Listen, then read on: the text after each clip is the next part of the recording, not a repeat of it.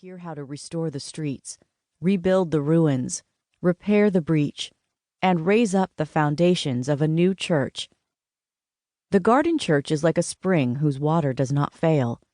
It is rowdy and elegant, ancient and new, difficult and true.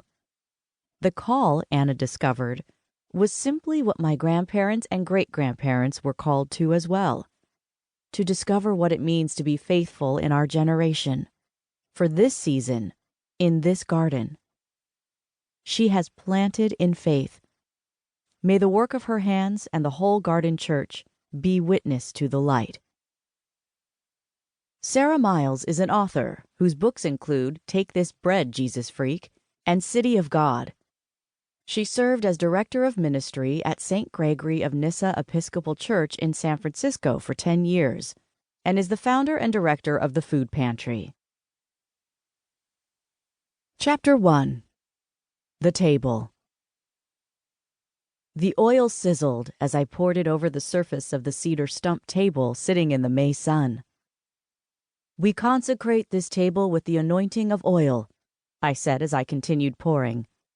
"The oil that runs over the heads of those who are prophets and priests of God's message in the world. We anoint our table, the center of our worship space and our life together, with oil as it bears God's prophetic message to the world. This is God's table. All are welcome here." Our unlikely group was standing in the middle of an empty lot in the old town San Pedro, a neighborhood nestled in the southern outskirts of Los Angeles. On either side of us were the brick walls of neighboring buildings. Along the back of the lot, a sagging fence separated the space from a public parking lot. A green fence, accented with wrought iron grape leaves, opened to the street out front. Just a few hours before, in my jeans and black clerical collared shirt, I had walked out of the landlord's office with the code to the fence's padlock and the key for the water spigot. The office manager had given them to me nonchalantly. She had no idea what a monumental moment it was. I was about to open the gates of the garden church for the first time. Farmer Lara, a local master gardener I had been working with over the past months, walked to the site with me. We turned the numbers to the code on the padlock, opened the gates, and walked onto our lot, ours for the next 6 months at least. It was a plot of littered, hard-packed, scruffy dirt contaminated by years of parked cars and city waste. All we saw was potential and possibility. This was where the urban farm and outdoor sanctuary I had dreamed of for years would have its start.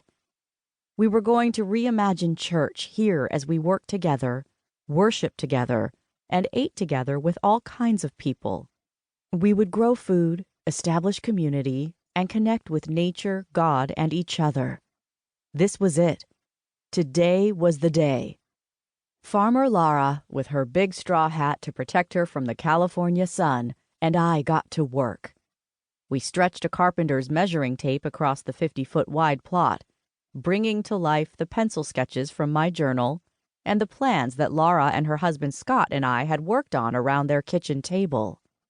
We found the middle of the central circle we had envisioned and rolled the cedar stump over to it, scraping the ground so the stump would rest level. When I had gone to the garden center earlier that morning to pick up the stump, the man who cut it and sold it to me had asked, "What are you going to do with this, ma'am?" As the words came out of my mouth, I knew they were unexpected and perhaps a bit odd. "I'm starting a church that's in a garden that is a church." "Wait, so the church is like outside?"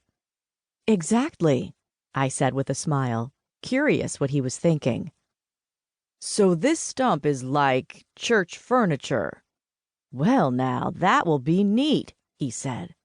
"Yup, come down and see it any time," I replied.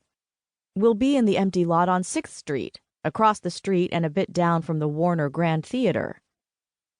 Karen had shown up as we were setting the stump in place.